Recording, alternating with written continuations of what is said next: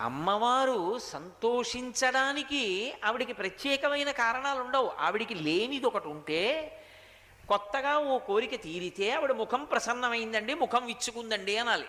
ఆవిడికి లేనిదన్నది లోకంలో ఏమీ లేదు. ఎవడికి లేనిదైనా ఆవిడ పూరి. శ్రీచక్రం టీ. అటువంటి ఆవిడ ముఖాన్ని వికసింపచేయడం అంటే సామాన్యమైన మాటలా? ఆవిడ శక్తి ఏం సామాన్యమైందా? అవిద్యానామంతస్తిమిరమిహిరోద్దీపనగరి జడానాం చైతన్యస్తబకమకరంద శృతిచేరి దరిద్రాణం చింతామణిగుణనికా జన్మ జలధౌ నిమగ్నానాం దంస్ట్రా మురరిపువరాహస్య భవతి అంటారు శంకర భగవత్పాదులు సౌందర్యలహరి చేస్తాడు గురించి.